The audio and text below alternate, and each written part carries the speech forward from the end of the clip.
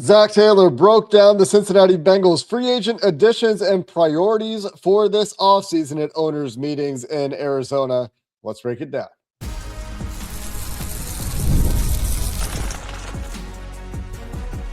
You are Locked On Bengals, your daily Cincinnati Bengals podcast. Part of the Locked On Podcast Network, your team every day.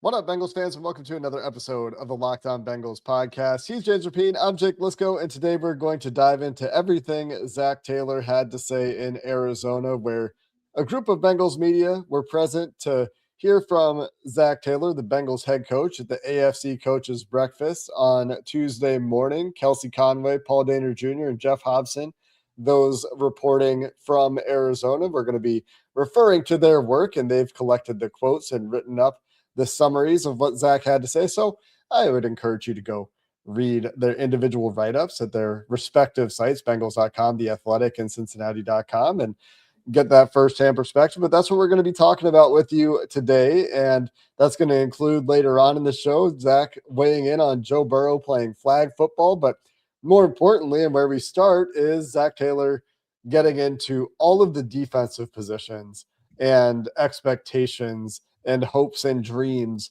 for this team, as they obviously didn't get everything they wanted to get done in free agency. That's one of my takeaways reading what Zac Taylor had to say today. They're still looking to make additions over the next month at a number of spots, and whether that's in the draft or whether that's a veteran after the draft, or maybe a guy gets cut somewhere after the draft, we'll see how they continue to add to this team at these various spots. But let's start with linebacker, James, because I think that is probably the hottest topic for fans at this point, as to the biggest thing they did not get done in free agency was bringing in some assistance for a linebacker group that is seen by many as the worst in the NFL in 2025. And Zac had a lot to say about that group. Well, look, you know what Zac can't say? I'm gonna spell it out. Zac cannot say, damn it, we tried to get a linebacker and we were really worried about these guys and we couldn't get one done. And so we really want a linebacker in the 2026 NFL draft. And if Sonny Styles or Arvell Reese are there at 10, we're going to take them because we really need linebacker help. That's not what he's going to say. So let's start there. Like there are so many people that I think have dissected these quotes already and said, oh, well, the Bengals clearly weren't in on this, or they were in on this, or see, they're confident in Barrett Carter and Demetrius Knight. And of course they believe that those guys can help. But the first things first, look at me plugging a national show for no reason at all. That was dumb. Second things second, that's not a national show, so we'll do that. This idea that the Bengals weren't in on linebacker, and that's like a main takeaway. Like, they were absolutely in on linebacker. You heard it, I heard it, we know it. And we're not saying it for our health.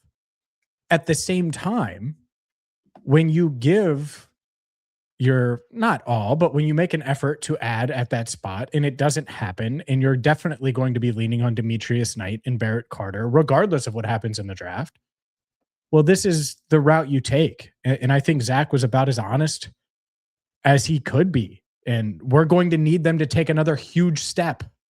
Them as in Carter and Knight. And you could throw in a lot of the other Bengals young defenders that they've invested valuable draft picks in. Into that boat of they need to take a step forward, a couple steps forward. And that's sort of the theme here on defense is, they've added some pieces and some guys that can help, but they're going to be banking on a lot of young guys still. And that's the bottom line, whether it's pick 10, pick 41, pick 72, obviously all the young guys that they've previously drafted. And so linebacker is no different. My overall takeaway was, you can't throw Barrett Carter and Demetrius Knight under the bus at all, because they may end up being really good players still. And you drafted them for a reason. At the same time, I totally think that Sonny Styles is in play for the 10th overall pick. And Arvell Reese, not going to fall there, but if he did, would probably be the pick 10th overall. And linebacker is going to be very much on their radar, because that's one of those position groups they've wanted to address this offseason. And it's certainly something I expect them to address in the NFL draft. Yeah, I think not only could they potentially take that huge step, right? And I'm not projecting that. I hope they do. I'm not Sure. projecting that. Zach also isn't going to throw them under the bus if he knows that there's a world where they have to rely on those guys. No doubt. What Zach did say, acknowledging the prioritization and the scrutiny on the linebacker position, as Paul Daniel Jr. wrote it up, I think in moments where we can add a player, there are players that pop up at other positions that we feel are critical additions. Jonathan Allen being one of those guys. It doesn't mean we don't prioritize it being linebacker and leadership in that room. It means that at the moment the fit is somewhere else. And so we've identified that and added to it. My takeaway there is that you could read that a couple of ways. One, maybe they were entertaining some of these mid-level linebackers that were out there. And then when Jonathan Allen became available, they hold him in such high regard that they dropped the linebacker plan and decided, we think that for the money that we're going to spend, Jonathan Allen makes a bigger impact. Sure. The other, and I think the truth is probably somewhere between these two things, is, well, the linebackers that we wanted to get ended up making a little bit more than we wanted to pay. We didn't land any of them.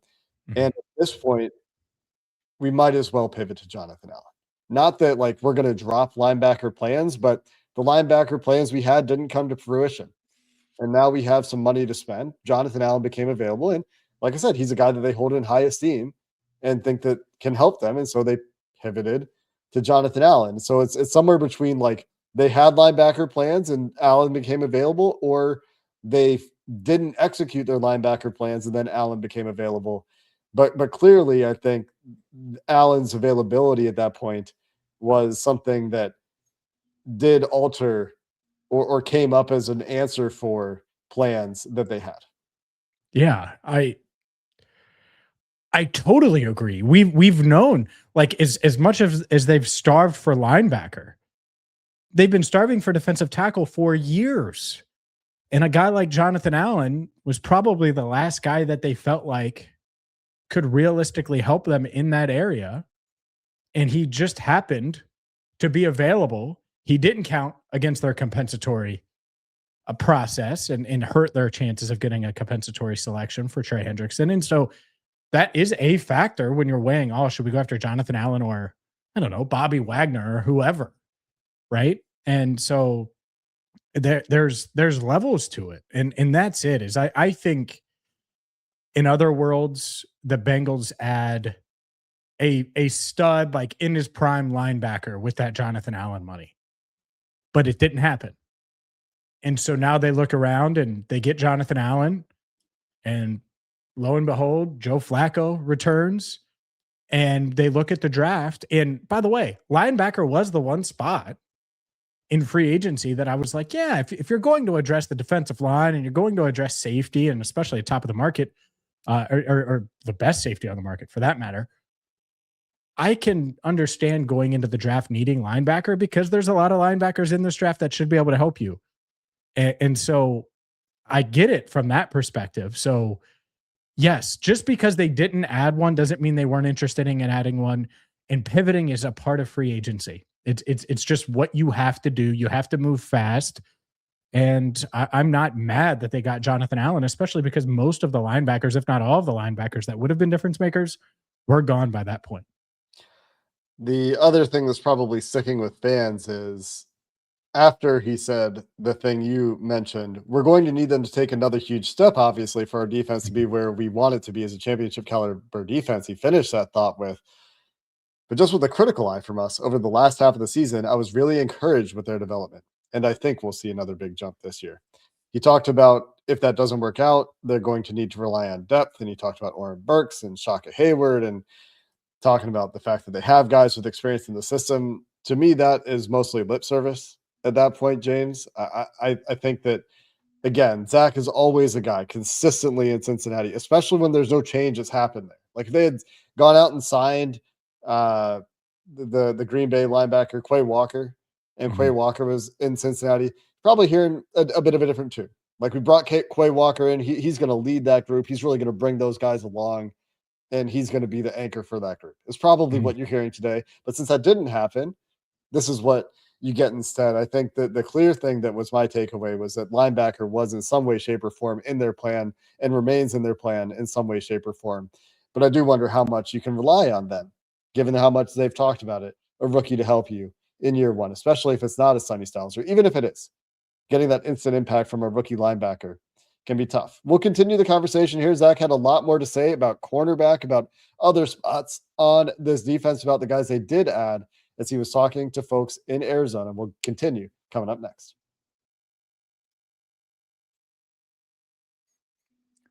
What if sports were traded like markets? Now you can put your sports IQ to work in real time with Robinhood prediction markets. It's not you against the house. It's you participating in a live market. You can buy or sell positions live all game long. Use your sports knowledge in the moments that matter. Robinhood prediction markets changes the game. It's people moving the action. So when momentum shifts, you can move with it. You always knew the game, but never had a dynamic way to apply that knowledge. Well, now you can and actually take part live in a market powered by people. You're no longer just a spectator. Play by play, you decide. Trade every play with Robinhood, now available across the U.S. Download the Robinhood app now to begin. Futures and cleared swaps trading involves significant risk and is not appropriate for everyone. Event contracts are offered by Robinhood Derivatives LLC, a registered futures commission merchant and swap firm. All right, Jake, let's continue with corner. We know what they added, and we can get to that in a second, but what they could add. And cornerback feels very much in play as well at 10. I think we're going to have more on that based on what happened at the Tennessee Pro Day on Tuesday later in the week. But I think the fear is that the Dax and DJ duo, one of those guys isn't going to get signed if they take a cornerback early, especially round 1, 10th overall. And Zac Taylor, you want to talk about confidence? I think he's pretty darn confident in DJ Turner and Dax Hill. I think if Zac Taylor got his way, they would keep DJ Turner and Dax Hill. And I think that's a fair, reasonable takeaway from a coach's perspective, certainly based on his comments on Tuesday. Yeah, it sounds like they're going to be looking to add to the cornerback room, but there's a lot of confidence in Dax and DJ at the top of that room. And he was even asked, like, oh, does that mean if you add a corner, does that mean Dax is going to kick back inside to the slot? Zach was not ready to comment. He said it's too soon to say when he was asked about Dax changing positions once again. But he's also on record, I think, this offseason in saying that he prefers Dax outside. And so there is obviously, as we've discussed over the years, a consistent need in the NFL for your fourth corner to play, your first outside corner off the bench, including your starting 3 being the 2 outside guys and the slot guy. But they also need a slot guy in some way, shape, or form. And Zach talked about that, whether it's a veteran guy lingering out there, whether it's at some point in the draft, unknown when that will be. But I do feel like we have talked and feel comfortable with the direction we'll head there. We'll see how it shapes out over the next month and a half. And the takeaway from that, from everyone in attendance, was essentially like, yeah, this team's going to add a corner in some way, shape, or form. Mm-hmm. And that does make sense. I mean, I've made the joke, and we've talked about it in passing a few times. When you look at the corner room right now, you got Dax and DJ, and that's awesome. And then it's Josh Newton, Jalen Davis, DJ Ivey, and Jalen Kimber on the roster at cornerback. And so who knew that he was on the roster, like for real, outside of his family? And I'm being kind of joking, but not really. Braylon Lux as well, a guy they actually like for the practice squad in the Braylon Lux, sure. Jalen Kimber, I did not know was on the roster. There you go.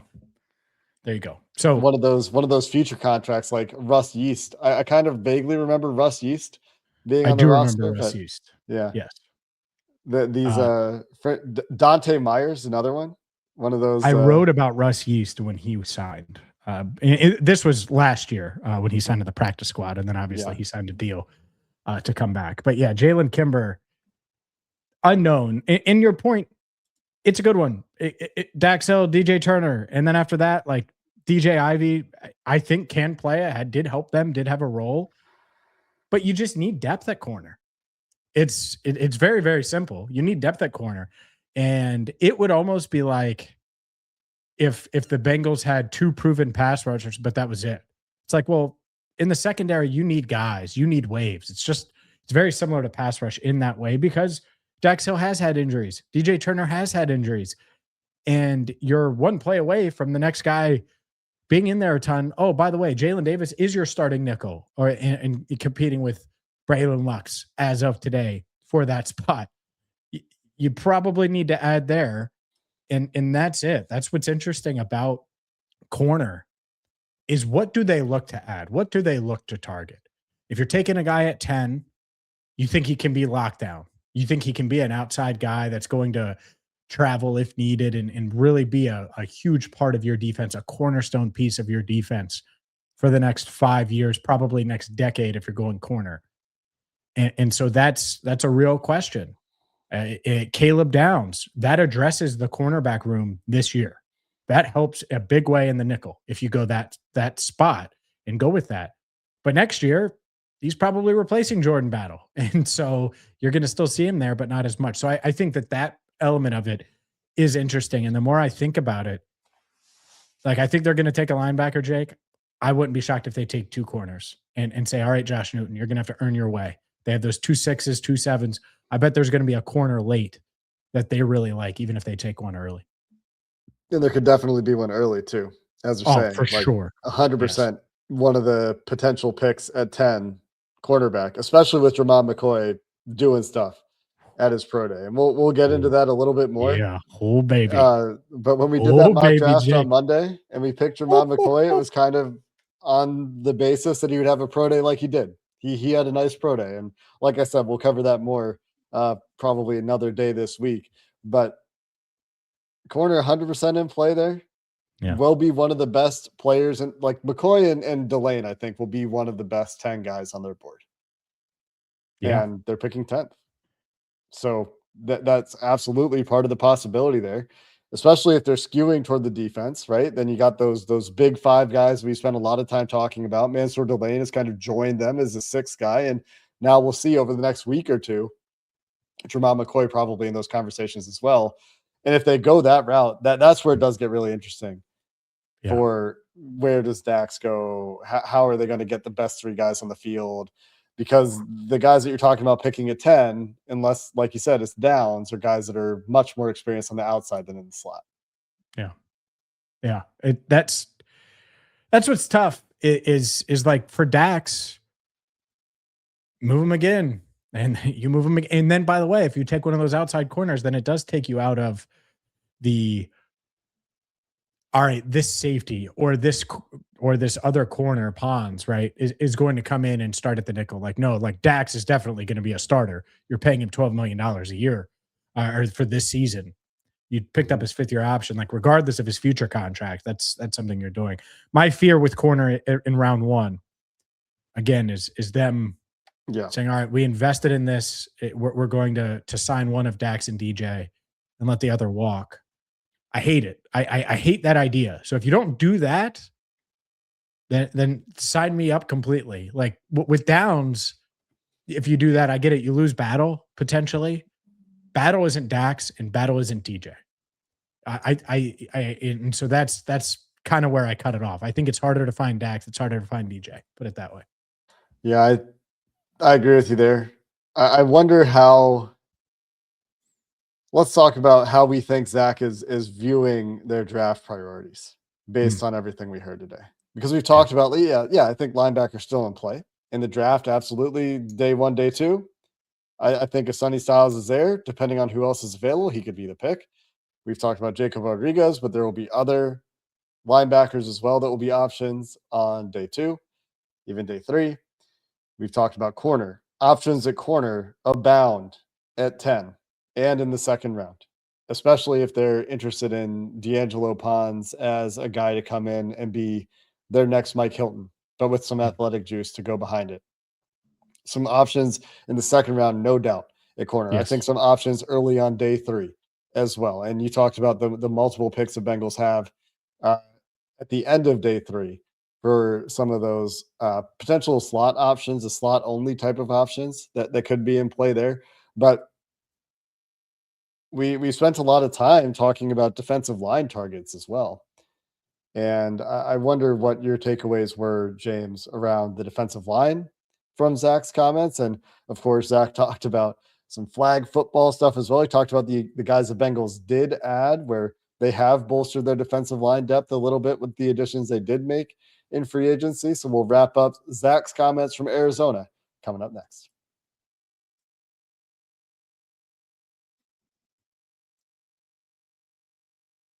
Let's dive into the defensive line a little bit, because I think it's such an interesting one from my perspective, because I certainly wanted another edge. I just, coming into it, we set the standard where the standard was, and I think there were people in the building that agreed, by the way. And I say that because now they're in a spot where who knows who's available at 10. And if you don't get that edge at 10, if it's not David Bailey or Arvell Reese who can help you there, or Sonny Stott, like one of these guys that you think can be one of these anchors of your defense, maybe round 2 goes safety. And now you look up and suddenly you are rolling with Shamar Stewart, Myles Murphy, Boye Mafe, and Cedric Johnson. And like, those are your 4 in the Trey Hendrickson world. And Taylor talked about Shamar. And I think that's the piece. He's the one that, like, for me, I think he has the highest ceiling in that room. And whether or not he gets there, who knows? How close he can get there this year is a big factor if you don't add a premium pick, if you don't add an edge right away that's going to give you juice. And what does he bring? Can he line up and kick inside? It's not just edge. Can he kick inside with Myles Murphy and Boye Mafe? And now suddenly you're feeling really good about him. And that's a huge factor here. And that's why, like, the Shamar insurance, that's why we talk about Jadeveon Clowney. That's why we talk about guys like that, because you know that they can give you reliable snaps and consistency. And you don't know that about this unit, about these guys. You're projecting Mafe a little bit, that he can be a high end 2. You're hoping that Murphy can be another 2. And then Shamar is the one where, in a perfect world, he would start to make those steps and take those steps forward to be your 1. Yeah, I'd say that's the wild card of it, right? Like, there's some projection with Myles for sure. As Zac Taylor praised Myles Murphy for the way he finished the year, the way he played more physical down the stretch, the way he better understood what they were asking him to do in the defense, and had kind words for Myles down the stretch, had kind words in general, like they continue to talk about, and so do national reporters. We have acknowledged it less than many, I think, the results from the defense down the stretch. We talked about the dead cat bounce many times last season, and the quality of opposition and all the coaches that got fired that the Bengals beat. I think every single team the Bengals beat last year fired their coach except the Jaguars. So not like they were beating teams that were expecting to run it back with their coaches. But on the topic of Shamar Stewart, Taylor said his development is a priority for us. We're not trying to do anything to stunt the growth there. We're trying to do everything we can for him to continue to grow and play a major role for us. So signing Boye Mafe really doesn't do anything negative for Shamar, because we still have high expectations for him. And where that alignment is, I think, is interesting. He will probably continue to play inside on third downs, on passing downs. He'll probably continue to play as the 4-eye inside of a Boye Mafe.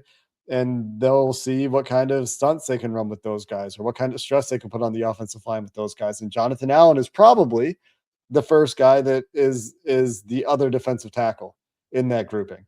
We had somebody in our Locked On Bengals Insider group, James, ask, am I the only one who wouldn't be mad at Cedric Johnson being edge number 4? And Cedric Johnson is a fine 4 if your 1 through 3 are a little bit better than the Bengals 1 through 3. And I hope that they're better this year. We'll see what Myles Murphy does in his second year. That's the big wild card. Like I said, I think the Boye Mafe is a good 2. I don't know that there's a ton of projection in my mind required for him to be a good 2. That's kind of what I saw him as personally. For Myles, you need to see him continue that trajectory, continue to be a guy who can win when he's tasked with winning. But there's overall, when you take the entire group into, you try to paint the picture of what the entire group is, it is a lot of projection, to your point. Like, there's a lot of unknown as to what exactly you're going to get from these guys, because you don't know there hasn't been that proven track record in the past for them, the way there was with, Trey after a couple of years. You kind of knew what you were getting with Trey, right? And so that's why we continue to talk about it, continue to talk about adding talent there, because you can never have enough of those guys, especially guys that can do it at a high level. And that's why we were continuing to talk about it late in free agency as well. Yeah, I think let's just say Myles Murphy is more athletic Sam Hubbard, right? Let's just say that. And Boye Mafe is a 2. You still don't have Trey. Like, you still don't have that. And so that means if you're not going to have like a 1, like a true 1, then you need like 3 2s minimum. And that's where the Cedric Johnson thing comes in as well. It's because if one of these guys isn't a 2, if Myles doesn't take the extra half step or step, if Shamar doesn't take the broad jump from where he was last year to 2 level, not 1, 2 level, where he's playing 45 snaps a week and getting pressure and being a disruptor and doing all of those things, then it gets thin really quick. And that's it. Like, I'm in my head, I count Trey as a loss. And I don't think everybody does, but I do. And so Mafe probably better than Osai. Okay. But now you're replacing Trey. And if it's more athletic Sam Hubbard replacing Trey Hendrickson, that doesn't feel great, does it? It doesn't mean, and that's nothing against Myles. It just means that you really need Shamar to take a step, or you need to add David Bailey or Cassius Howe or obviously Ruben Bain or whoever in the first round, or maybe TJ Parker somehow falls around too. I don't know if that's, but you have to find it somewhere, and they don't have that. And so now what have we hit on? We've talked about corner. We've talked about linebacker. Now we're talking about edge. That there's a lot of unknowns here, and the projection at edge is concerning, because when's the last time we felt good about a group of guys in their edge room pre-Trey Hendrickson? I mean, it's been forever. I mean, the way Carlos Dunlap was drafted 15 years ago. Yeah, it's Carlos, Michael Johnson, and Geno Atkins was like the last group. DJ Reader, Trey Hendrickson, Sam Hubbard was fine for them in 21 and 22. Was good for them in 21 and 22. And they drafted Hubbard. They deserve credit, no doubt. But Hubbard was never the top end pass rusher, right? Like, if you have Sam Hubbard on your team, you're happy about it. He's a guy that does everything the right way. He's a good run defender. He's a perfectly fine high motor edge rusher. But like, you're talking about 7.5 sacks a year on average. Mm-hmm. If you got 7.5 sacks a year out of all your edge guys, if you have 3 Sam Hubbards on your team at edge, if Mafe, Stewart, and they may like that might be this year. That could be this year. That's not crazy. Then maybe you're like in okay shape. If you can get 8 sacks from your defensive interior, then you're at 28 sacks from your defensive line, and then you can get 8 sacks from blitzers. Then you're at 36 sacks. Like, that's not great, but maybe you can live with that. That's kind of the rosy picture painting right now, unless but maybe Allen Hill. Yeah, Allen and Hill, you both get 4 each, and then you get a couple more from the interior that you don't foresee. Yeah, maybe Chris Jenkins has a couple again. There we go, Chris. Come on, Chris. I think that the wild card element here from Shamar Stewart is a big one. And if Boye Mafe is going to be more like the 10 sack guy than the 6 sack guy, that makes a difference for you. If Myles can be that 7.5 sack guy, that Sam Hubbard level guy, that makes a difference for you. But if you can add to that with the David Bailey, who could be maybe not as a rookie, but could very, very quickly get to be like a 12 sack guy, 13, 14 sack guy with the way he is as a true pass rusher. Ruben Bain, an every down player there. Maybe they get one of these pass rusher specialists in the second round, and there will be some options for them there in the second and third round, potentially as pass rushing specialists, just throw into that rotation. Maybe that's the direction they go to add to that room, because adding sacks, adding pass rush is going to matter. Now, we talked about the potential for them building a strength in that secondary with a Caleb Downs pick or a Mansour Delane pick or a Jermon McCoy pick, and that's all well and good too. But they continue to. It's going to be a big month for them here.